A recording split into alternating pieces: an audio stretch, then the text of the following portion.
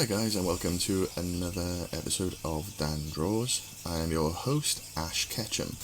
I know it's been a while since I did a video, and this one doesn't have the bells and whistles of the comedy intros or anything like that, but a friend of mine recently told me that he was getting back into digital colouring for the first time possibly since we graduated from uni in 2002. And he said he'd watched one of my videos where I was giving a tutorial on how to do things, and he was having trouble following it and couldn't quite figure out what I meant. And then I realised maybe I was taking it for granted that everybody knows where everything is in Clip Studio or Manga Studio, whatever you want to call it, and figured I'd go through a step-by-step basic colouring tutorial. So if you're just starting up, this could possibly be helpful for you. Now, it won't be like really fancy colouring, it'll just be a simple colour job.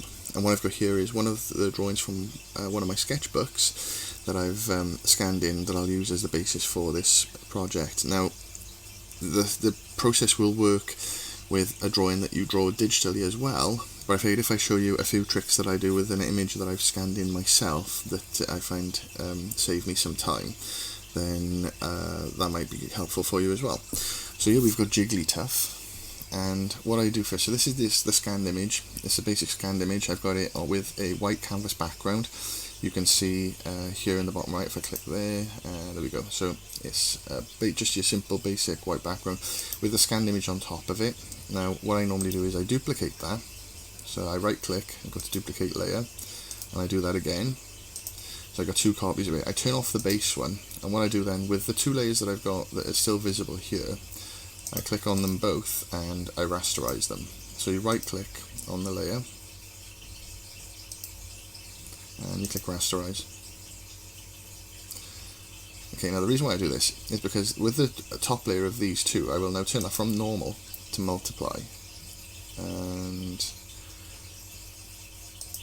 that means that I can basically colour on it like that.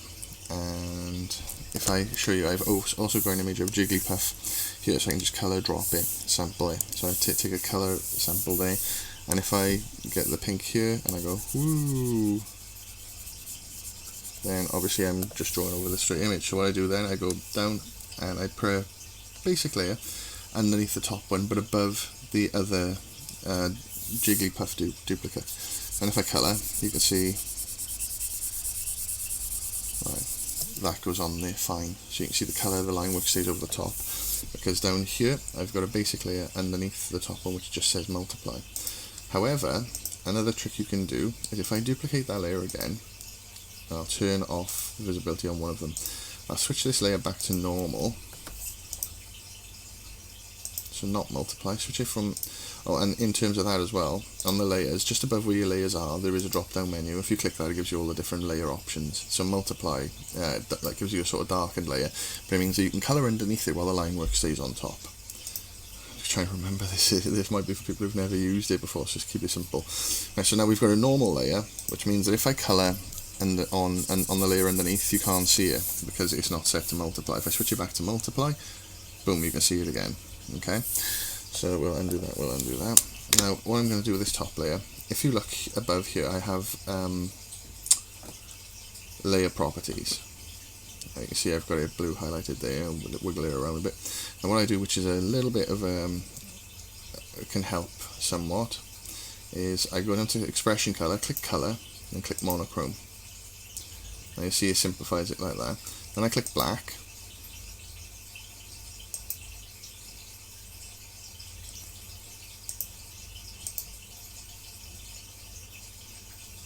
and apply expression of colour. So you can see there that if I turn the white background off, that's now transparent. Okay, so I'll do that again for you, for anybody who couldn't see that. So we've got the layer there, I've turned off the white background down here. So this is just your standard layer, so if you imagine this is just the image you've scanned in. Okay, go to expression colour, on the layer property, click the drop down menu, click monochrome, click the black button, and the black square, and then click apply expression of colour. Once you've done that, go back to expression colour, click the drop down menu again and switch it back to colour. Okay, so there you go, you've got just the line work there. Now the reason why I keep the other layer underneath as well with the original artwork is because you can turn that on and you can have both. So that way, if you like the line work and you don't want to lose that, then you can actually still have that show through. Okay, but what you do with that then, you would have that layer set to multiply. So I'll show you that one now, because if I try colouring underneath that right now, it won't show up because the layer is set to normal. So if I click it to multiply, alright, now I get a pen here and I'll just quickly draw on the inside of it.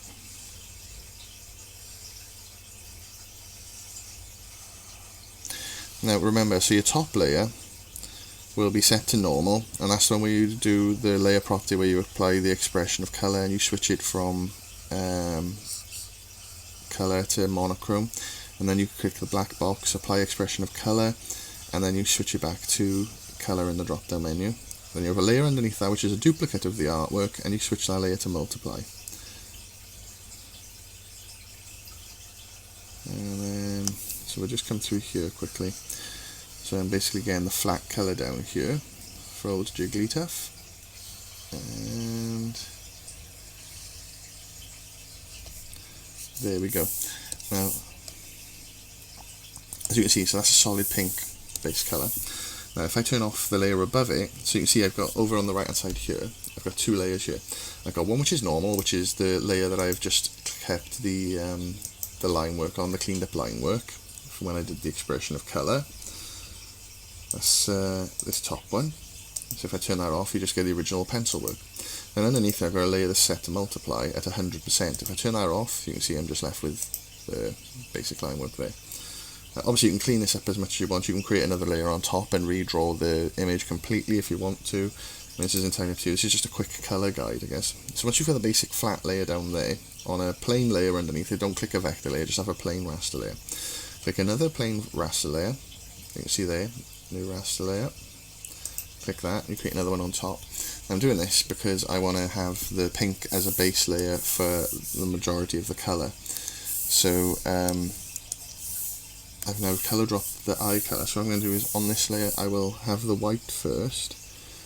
This is just so I can mass select the entire image. Because I'm keeping the pink as a base layer, I can mass select the entire image if I want to for later on for colouring effects and things like that. So come in here and then we'll paint bucket in there, and we'll use the, if you look, Jigglypuff's eye has got a few different colour tones there, so we'll use the darker one for now.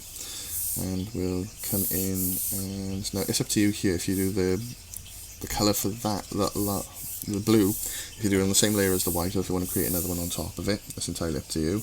Depends how many layers you want to work with. I'm going to do it on the same layer as the white for now, to save time.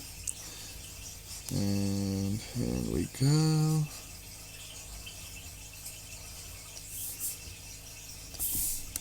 Okay. Paint bucket, fill that once you've drawn the outline, and then the same over here.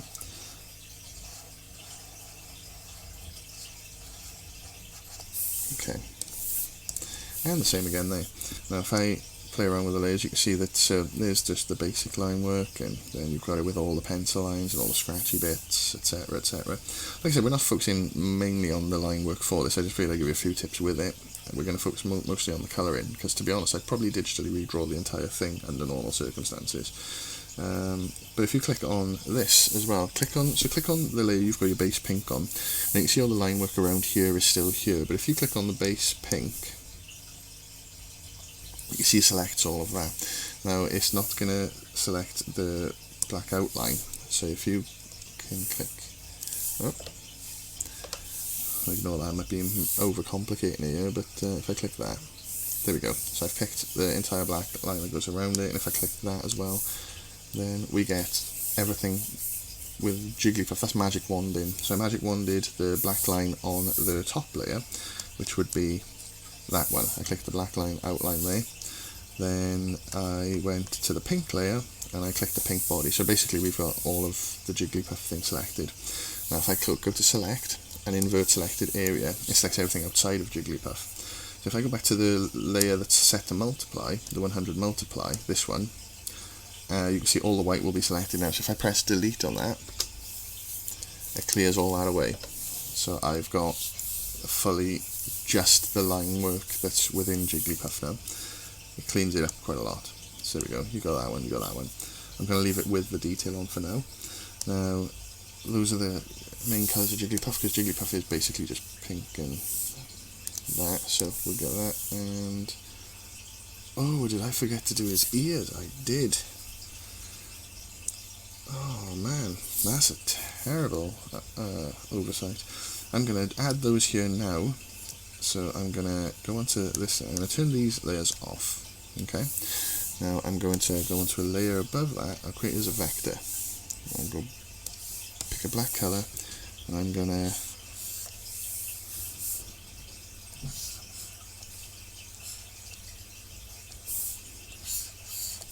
add some ears in. Now his ears are, yeah, pretty straightforward.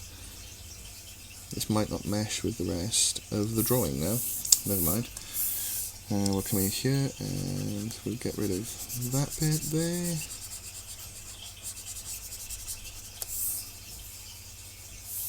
Can leave it with the other one.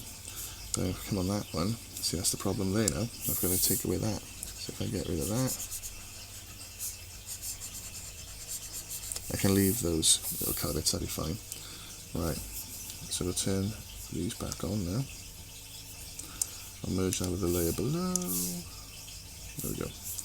Right, go back onto the pink layer, you pick the pink again, and you just fill in the new bits you've added. Hopefully this is not too bad an explanation.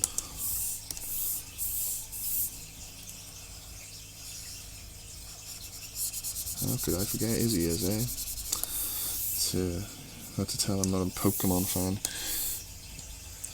Come in here, and I'll just fill those in. By filling those in as well, we're hiding a lot of the fact that the ears were drawn afterwards, but it's still going to be perfect. But. Right, so we have now got, turn our line work off, we've got the basic layer of pink with a layer above it which has the extra details in. So if we turn those on now, so you've got the basic colour job done. Now you could leave it there if you're only interested in flats. What I do is I create a layer on top, set that to multiply, and I switch it to about 45%. So this is under the line work but above any of the colour.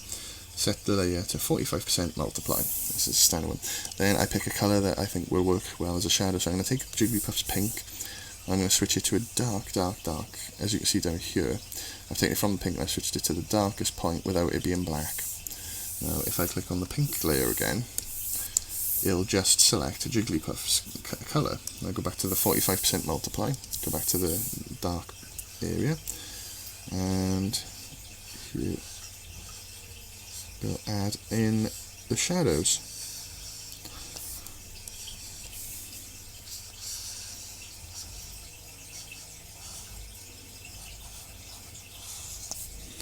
And I'm just making this up as if maybe as if the light's coming from the east.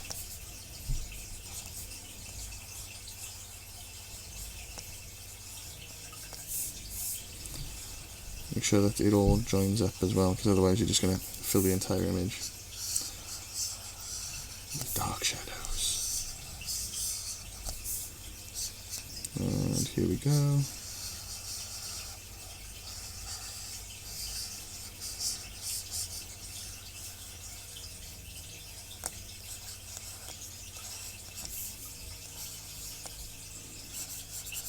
So this is me just going along. You can put the shadows wherever you want, wherever you think. You can just do it on one side if you want to, wherever you think it looks good. This is just you playing around.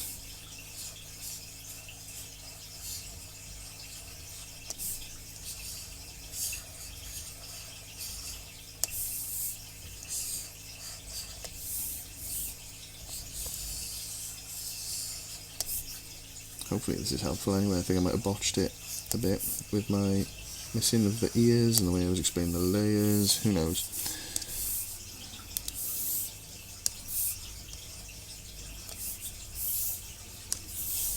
Okay, so hopefully these are all, yep, linked up. There we go, yep, awesome.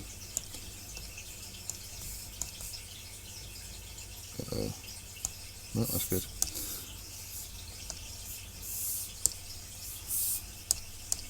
And here we go, you see Jiggly has a bit more depth to it now.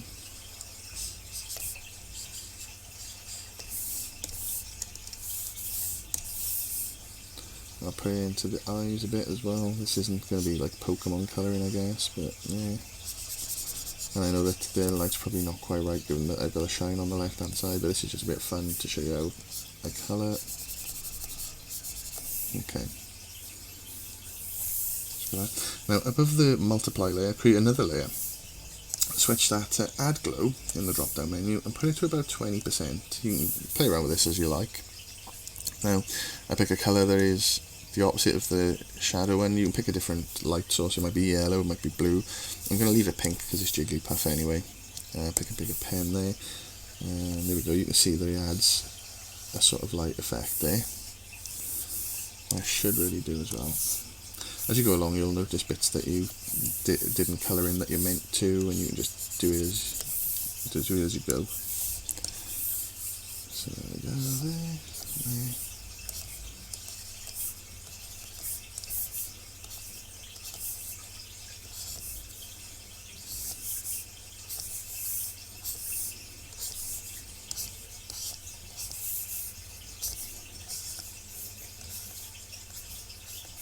Hopefully I've taught you something with the layer effects anyway, if nothing else.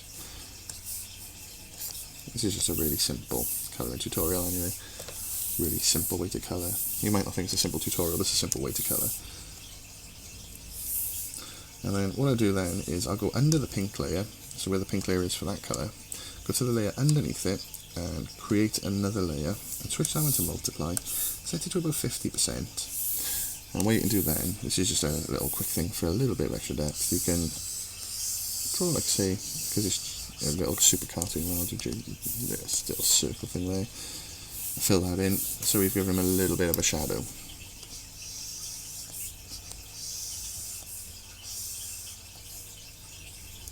And there we go. Now if you turn the white background back on,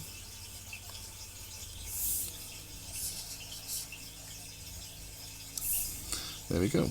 Really simple colour tutorial, colouring job on the character. Gives you a bit of depth, makes it look a bit more punchy.